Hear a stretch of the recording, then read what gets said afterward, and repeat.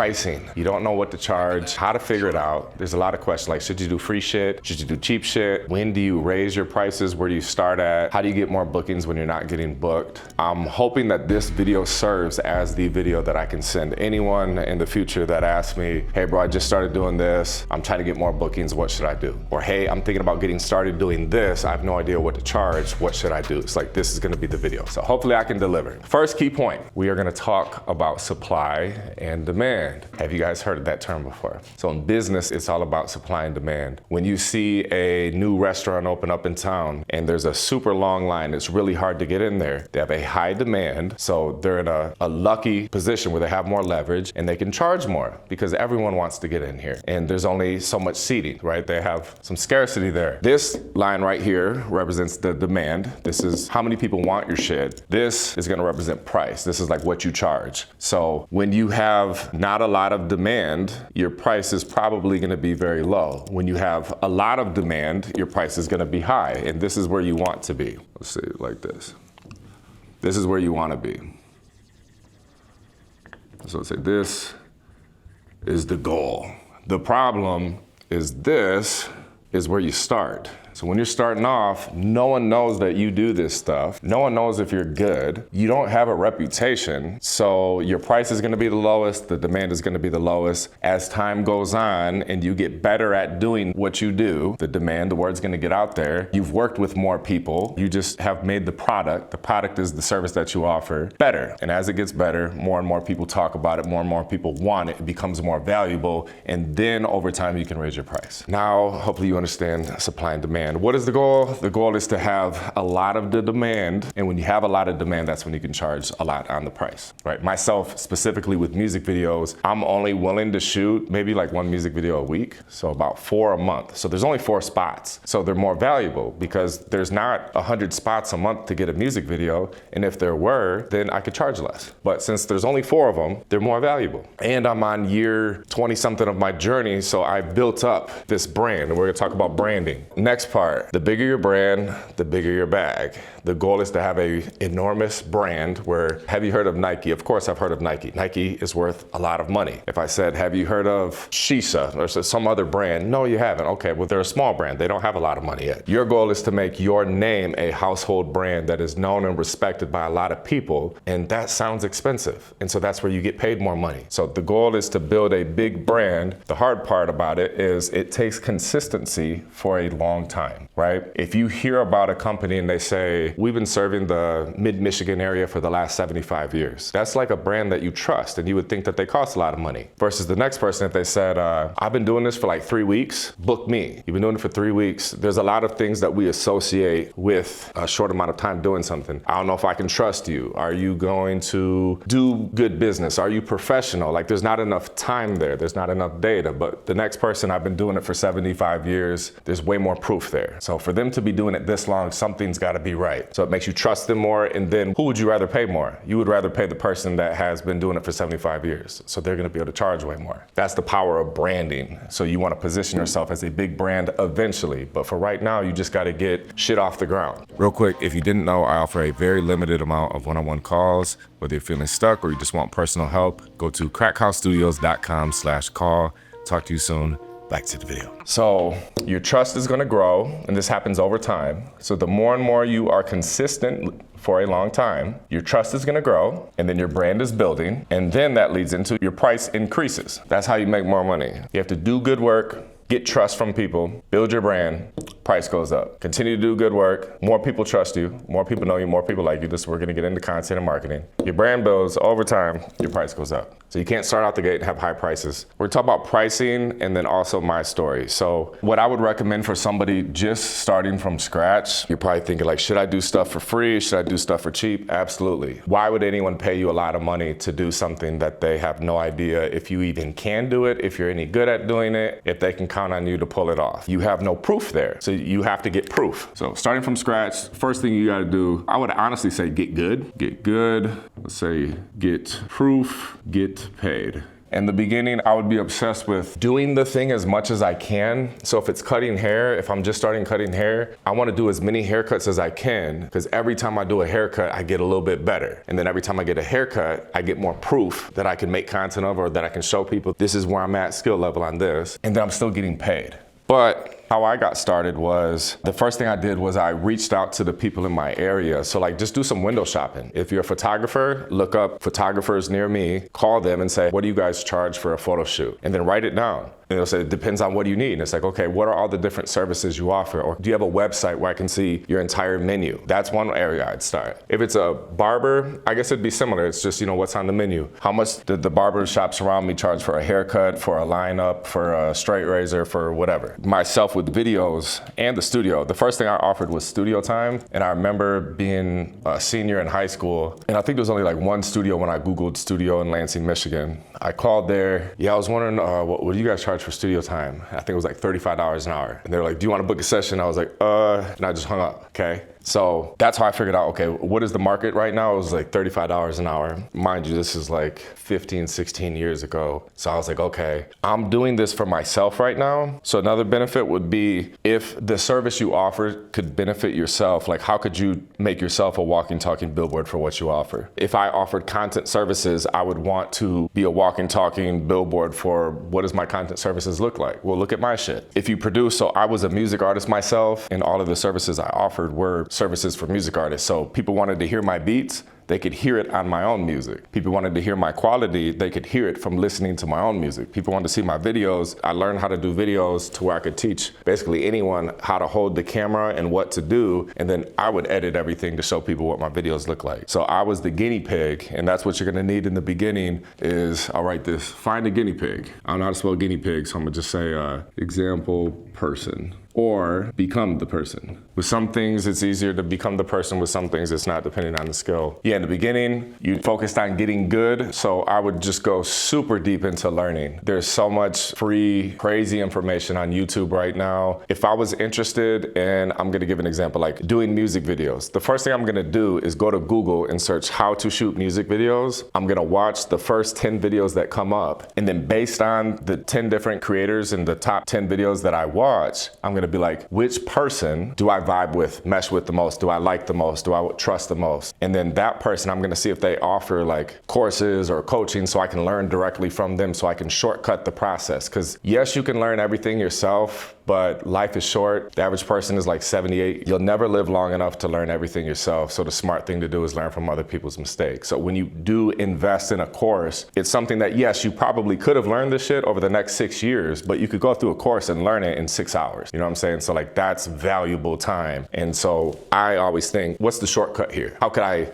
skip the 2 years of doing this and get access to it in a week? But with some things you have to do the work. With some things you can get access to information like this, with courses, with content. So get good, become a student, be obsessed with the craft, with what you do, get some proof of doing it. So like, just document your process. If it was cutting hair, your first few haircuts are probably not gonna be that good. So maybe you don't document that stuff. I still would, because it shows your before. And so as you get sweeter and sweeter and sweeter, you can always do contrast and pull up the first haircut you did. And now it's inspiring, and you can tell people, just believe in yourself, trust the process. Here's my first cut, here's my 18th cut. Here's my first beat that I made, here's my 25th beat that I made, here's the first photo shoot I ever did, and here's my most recent work. And I'd always reference that first stuff. So if you're in that first stuff phase, make sure you're documenting it. I started so long ago that like files, I don't know, I just wasn't backing up my shit back then. So I don't have like my early beats to show, but I wish I did, to show people how far I have come. And that's the thing too, with doing something new that you believe that you're gonna do for a very long time. What is best case scenario? You're going to become great. So if you know that you're destined for greatness, why not document where you're currently at? Because you're only gonna get better and better and better. So it's like, where you are on your journey right now is the worst that you'll ever be in your life. And so that should be good news. And it's like, damn,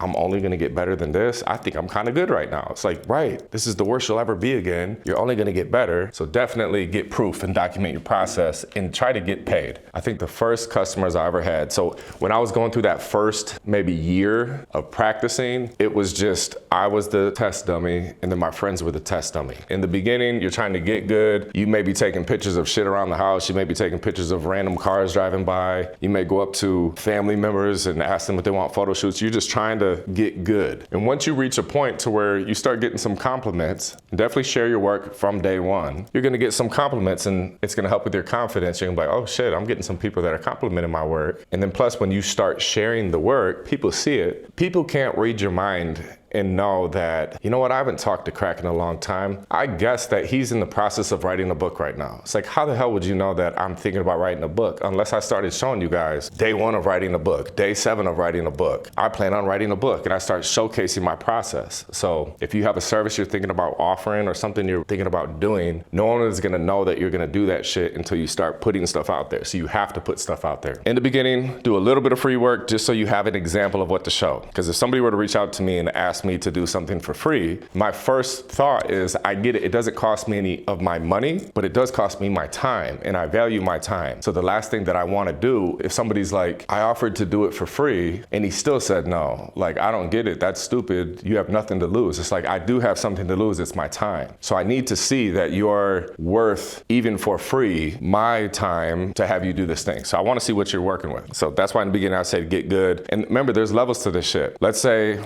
here's a step, another step, another step, another step, and another step, right? These are all levels. And so when you're getting started, you're gonna be at level 1. If it's videography, you're a level 1 videographer, so you should be looking for like level 1 talent. If you're a level 1 videographer and you're trying to offer free video services to somebody that's at level 5 of their career, they're kind of only wanting to really work with level 5 videographers. In order for them to get to level 5, they have a certain level of quality, a level of standards that people expect when they see them and want to work with them. So that's why these guys want to hang out, these guys want to hang out, these guys want to hang out, these guys want to hang out. So I would find people that are maybe on the similar level. If you're just getting started with making beats, find an artist that's just getting started with making music. And you guys are the perfect team. You guys are going to get good together. You guys are going to get a lot of proof together. And you guys are going to be an asset. So what I have right here is, ideally, you would never do anything for free. It would be some sort of trade. It'd be like, hey, I'm an upcoming producer. I need to make a name for myself. So I need a lot of music coming out that I produce so I can show people that I have some proof that people actually work with me. Can we do a trade of services? Or maybe it's, you know, can you film my content and I'll help you film your content, and I'll do this for you and you could do this for me. Even if it's not money, maybe it's, hey,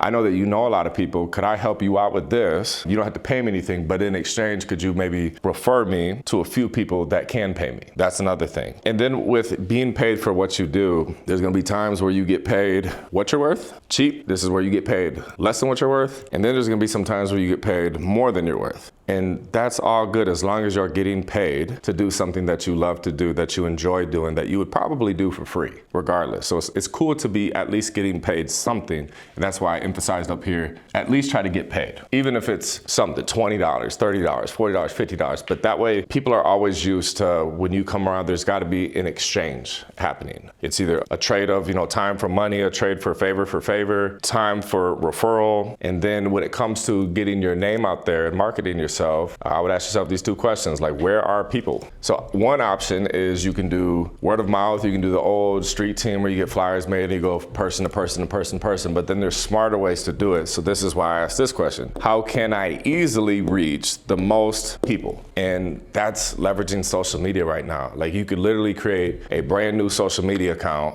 post one example of what you offer, start reaching out to different people, and get somebody to book the thing. Again, with pricing and demand, you just need to build up demand. So if I was trying to build up demand as fast as possible, I want to make a splash. I want to get my name out here. If this was beats, and remember, don't get lost in this specific example, apply it to what makes sense for you. But if I was a music producer and I was trying to get out here and I need to increase the demand, I want to show the market that, hey, anyone and everyone that's coming out with music, you just constantly keep seeing produced by Cracka, produced by Cracka, produced by Cracka. Like everyone's dropping music right now. now and it's produced by Cracka. So the thing to do right now is to get a beat from Cracka. That's the type of splash I want to make. If I started cutting hair tomorrow, I'm going to cut somebody's hair tomorrow, post a before and after, make a piece of content out of it, say something along the lines of like, hey, I'm a barber, I just cut his hair. Here's the example. What would you say to somebody else that was thinking about getting a haircut? I would say it's worth it, man. He hooked my shit up. All right, you guys, if you want to book a haircut, here's exactly what I need you to do.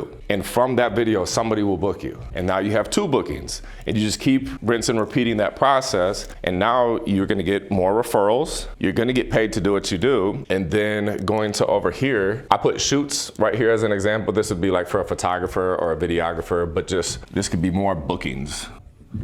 So every time you get a booking, the goal should be to get content. And then you get content, and then that helps you get more bookings. And then you get another booking, you do some content, and then you get more bookings. And it's like every time you get a booking, you make some content out of it, and then repeat. And then what I have is perception equals paid. So when I was trying to separate myself, take my career a lot more serious, and I realized I had reached a certain ceiling when it came to like the local market, I knew that when I conquered Lansing, specifically with music videos, it was like the ceiling was $300. And I wanted to keep going up, right? So I conquered my city at $300. Then it was like for me to get $500 to $1,000, it was still Michigan, but now it was like 2 hours away, 3 hours away, 2 hours away, 3 hours away. And I was traveling to different cities, but still in Michigan, and I was under 1,000. And then when I started getting to like $1,000 to $1,500, it was more Midwest. So now I'm driving out of state, but in order for me to do that, I had to build up some perception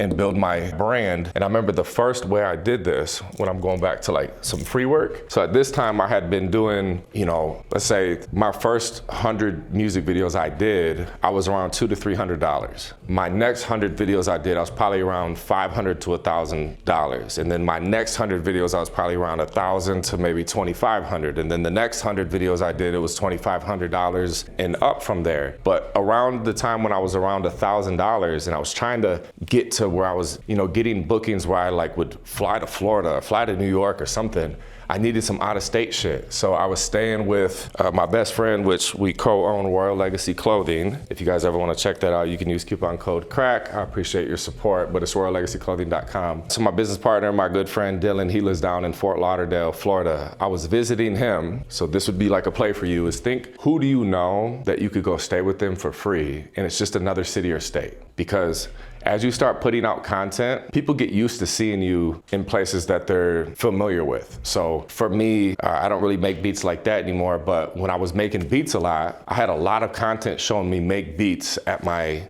Crack House studios. People got used to what Crack House studios look like. I go down, I'm staying with my friend, and I'm in Florida. So I'm on Instagram and I'm looking up hashtag Florida music artist, hashtag Florida rapper, hashtag Florida hip hop. And I'm scrolling through looking for recent posts to see a music artist that posted using that. And I had like a copy and paste DM that I did this on Instagram, and I would go to their page, follow them, like 2 or 3 of their recent posts, leave a comment, hey bro, I just sent you a DM. Then I'll send them a DM, introducing myself. Hey man, I go by Cracka. I'm from Michigan. I'm down here for the week. I do beats and videos. I'd love to link up and do some work together. And out of the maybe 30 people I reached out to, I probably talked to 10 or 15. And then of that, maybe there was like 5 that I actually like lined something up with, either sent them beats or linked up with them in person. But one of those people, so shout out to Gold Rush or Raiden Rush, I'm not sure what he goes by today. He reached out, he was like, hey, I do all the same things, but I'm also a rapper, so you could send me some beats to get on. And I remember I sent him some beats for free. And remember, I had been making thousands of dollars for my work, but I still realized that like, okay, there's no demand for me down here in Florida. There's only demand for me in Michigan.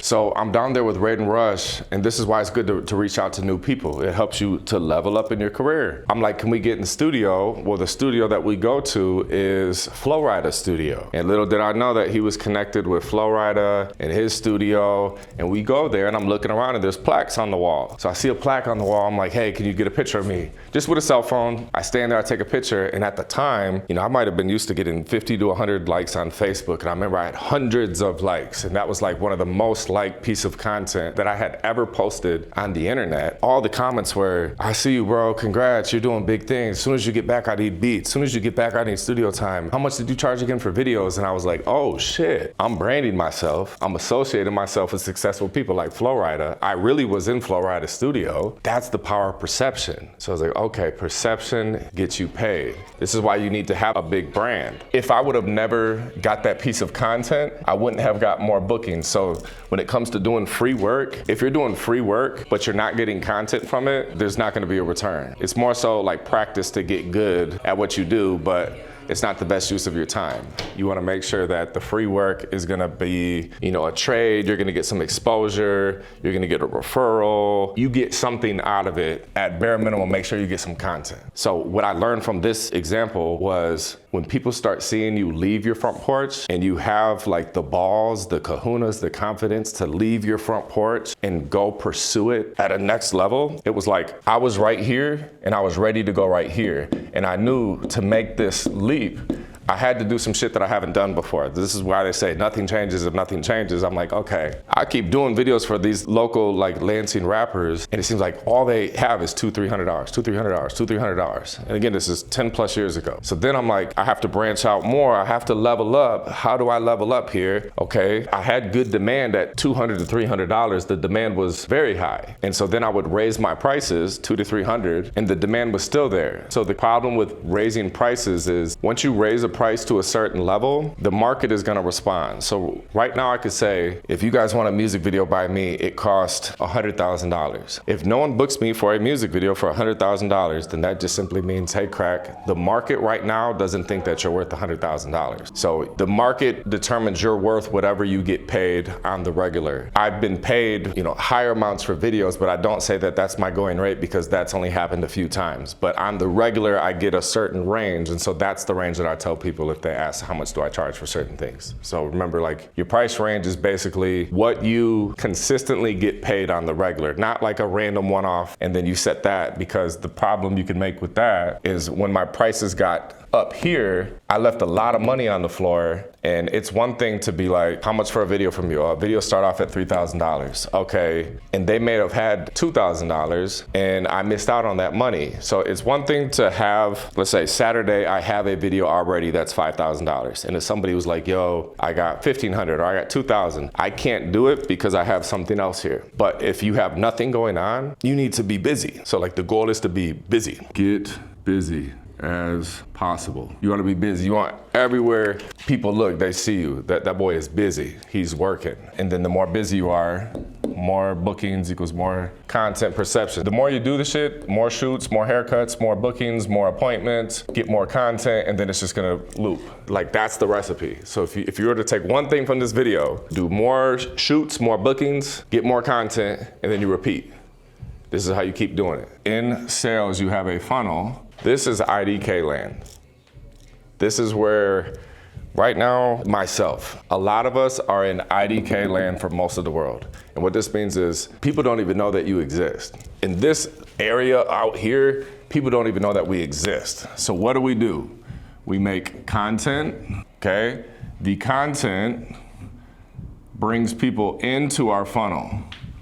And when people come into the funnel, the top of the funnel is the coldest, right? So in IDK land, picture this is Pluto. This is the Ice Man from Batman, Arnold Schwarzenegger's character. But that's as cold as possible. And this is where people spend money. This is warm as possible. This is hot. This is like a hot tub, sauna. So the top of the funnel, this means, okay, I've seen some of your content before. I'm aware that you exist. Out here, they don't know that you exist. At the top of the funnel, it's like, okay, I've seen your content before. I've heard about you. You keep popping up on my timeline. I know that you work with this person. I went to school with you. You're my cousin. You're my family member. You're a sibling. We used to work together, whatever. I know that you exist though. Okay, so that's good. The middle of the funnel, this is where they may follow you on social media. They like some of your posts, but not all of them. They know more different things about you. If you're a tree and you have all these different branches, they're aware of more than one of these branches. And they decided, I want to follow. I'm interested in what you got going on. And then again, with more and more content keeps bringing them down the funnel, right? So this is like a down arrow. The more content you do, it brings them down the funnel. And now they start to know certain things about you. So maybe somebody followed me from me giving a random tip on how to be more productive in your day, some shit. They found out that I exist. And now while they're in the middle of the funnel, they find out, Oh, he's married? I'm married. I kind of like him a little bit more. Oh, he's a girl dad? I'm a girl dad. I kind of like him more. Oh, he used to be a rapper? I'm a rapper. That's probably why I'm drawn to him. Oh, he does beats and he does videos and he does these different things. Man, there's a lot of things that I have in common with him. They're in the middle. That's where they discover all these things about you, which is why you have to be intentional with your content. Once you do enough of this content, which is convincing them. The nice thing about content is you get to choose what you want them to see. There's somebody following you right now that you want eventually to, spend some money or invest in you, follow you, something, and you're in control of what you put out there. So what they see. And eventually, long enough as you do this, you get money. And then when you get money, you get paid to do the thing. And when you do the thing, guess what? You make content out of it. So this cycle repeats. And the more and more people, and then the bigger and bigger and bigger it gets. Because you may be doing this and growing like 1 follower a week. And then you continue doing this and you're growing 1 follower a day. And then you continue doing this and you're growing like 1 follower an hour. And then you continue doing this and you're growing like 1 follower a minute. It just keeps growing and growing and growing. This is the, okay, I get it. How do I get more bookings? What do I do? This is exactly the formula. There's people that don't know that you exist. You make content. They find out that you exist. They see more and more of your content. That's why you need to be consistent. They find out all these other things about you. Now they're sold. They spend some money with you, hopefully, make more content out of it, and then you repeat this. Hopefully this helps you guys out with everything that comes down to pricing. If you guys have more questions, as always, drop them in the comments. I'll have my contact information in the description. If you're interested in working with me, learning from me, links in the description. Appreciate you guys for tuning in. If this video was helpful, do me a favor, please give it a thumbs up. Subscribe for more. I'll see you guys next time. Cracka TV. We out.